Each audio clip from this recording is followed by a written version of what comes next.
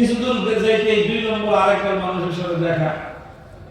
এলাকার দেখ কিরকম গাদাবের গাদার পোলাটা নিজের বাপ পিছনে হেঁটে যেতেছে আর পোলা হয়ে গাদার পেটে সওয়ার হয়ে যেতেছে, আর বাপটাও কিরকম পোলার আদর কাটে শিখে নেয়।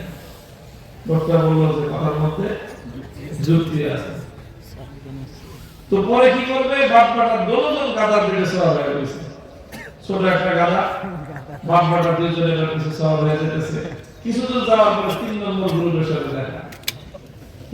দেখলে ভাই কিরকম নির্দয় পাষণ্ড মানুষ, একটা ছোট্ট গাদা অবলা প্রাণী, বাপ বেটা বাপ পুত্র দুইজনের পিঠে আরোহণ করে বসছে। দয়া মায়া বলতে কিছুই নেই। লোকটা বললো কথার মধ্যে যুক্তি আছে। কি করবে এখন, বাপ বেটা দুজন নাচছে, কারোই সব হওয়ার দরকার নাই, সব দুজন হাইটে যায়, গাদা হাইটে যায়, চলতেছে। এবার যে 4 নম্বর গ্রুপের সাথে দেখা, তারা টাকা দেখা করে 3টা গাদা হাইটে যায়। 3টা গাদা হলো কেমনে, একটা তো অরিজিনাল গাদা আর বাকি 2টা হলো দোপায়া গাদা। দোপায়া গাদা হলো কেমনে, ভাই তোমারে আল্লাহ একটা বাহন দিছে, মানে আগের যুগে গাদা যেরকম এখন ধরেন একটা হোন্ডা। এটা কি আছে, হোন্ডা মোটরসাইকেল। আর মোটরসাইকেলের ইঞ্জিন ঠিক আছে, তেল ঠিক আছে, সবই আছে, কিন্তু আপনি মোটরসাইকেলে চলেন না। কি করেন, সারাদিন মোটরসাইকেল ধাক্কায় নিয়ে রাস্তা দিয়ে ঘুরে বেড়ান। আপনি কি করবেন, গাদা ছাড়া কিছু করবো না। গাদা তুই যদি মোটরসাইকেলে না উঠবি তো মোটরসাইকেল কিনছিস কে তুই? কথা ঠিক কিনা?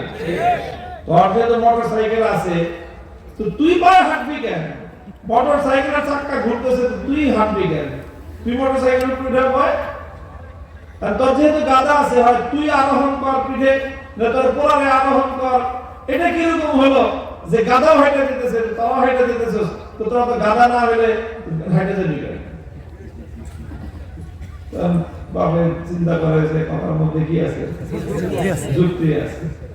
এখন মাথা ঘুরে গেছে, কোন মুখে আরে কানাওয়ালা দোষে। আমি প্রথমে একলা সওয়ার হইলাম নির্দয় বাপ, পোলারে সওয়ার করাইলাম হলো বেয়াদব পোলা। দুইজন একসাথে আরোহণ করলাম, দুজন হলাম পাষণ্ড। দুজন গাদার থেকে নাইমা শেষ পর্যন্ত হয়ে গেলাম কি। এখন লোকটা এই গাদাটার লগে থাকলেই যাবে, গাদাটার লগে থাকলেই ছেড়ে দিছে। মানুষ খারাপ হয়ে গাদাটা ছেড়ে দিছে। গাদা তো খারাপ হয়ে নাচতে নাচতে জঙ্গলে চলে গেছে। বাপ বেটা দুজন বাড়ি থেকে রওনা হয়েছিল গাদা বেচতে বাজারে গিয়ে, অর্ধেক রাস্তায় গিয়ে কাহিয়ে। এখন তো আর গাদাও নাই, গাদা বেচতে আর কি খালি হাতে বাপ বেটা দুজন বাড়িতে ফিরে আসে। কারণ বাড়িয়ালি অপেক্ষা করতেছে যে গাদাটা বেচবে 10-12 হাজার টাকা, এই টাকাটা দিয়ে তার বিশাল প্ল্যান, অনেক কিছু কিনবে, এটা বানাবে ওটা বানাবে, খাওয়াবে, দাওয়াত খাওয়াবে, অনেক কিছু প্ল্যান প্রোগ্রাম করে বাড়িতে বসে রয়েছে। এখন যখন তারা বাড়িতে ফিরছে জিজ্ঞেস করছে গাদা 1 লাখ টাকা বিক্রি হয়েছে, টাকা কি বলবে? বাপ পোলার দিকে চায়, পোলা বাপের দিকে চায়। কিছুক্ষণ পরে পোলা গাদা তো বাপের কাছে নেই, গাদা বেচে গাদা কিনি তোদের খালি হাতে এসেছ, গাদা তো বেচতে পারি নাই। এই যুক্তির পাল্লায় পরে বাপের তো গাদা ছেড়ে দিছে। আর এই গাদা নাচতে নাচতে জঙ্গলে গেছে গিয়া। এই কথা শুই না বাড়িয়ালি ঝাঁটা ছিলেন, ঝাঁটা ঘরের ভিতর থেকে ঝাঁটা নিয়ে আসছে। বলছে বাপ বেটা দুজন জঙ্গলে যায় গাদা খুঁজা বাইরে চলে, সেটা বাজারে নিয়ে বিক্রি করে টাকা নিয়ে বাড়িতে আসবা। এর আগে যদি বাড়িতে আসছো ঝাঁটার বাড়ি একটা মাটিতে পড়বে না।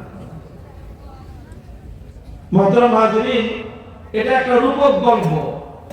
সত্যিকার অর্থেই যারা কোরআন হাদিস বাদ দিয়ে যুক্তির পিছনে এইভাবে ছুটতে থাকে, যুক্তির পিছনে কখনো এই যুক্তি, কখনো ওই যুক্তি, কখনো 3 নম্বর যুক্তি, কখনো 4 নম্বর যুক্তি, যুক্তির পিছনে ছুটতে ছুটতে শেষ পর্যন্ত নিজের গন্তব্য হারাবে, শেষে নিজের কপালে ঝাঁটার বাড়ি ছাড়া কিছুই জুটবে না।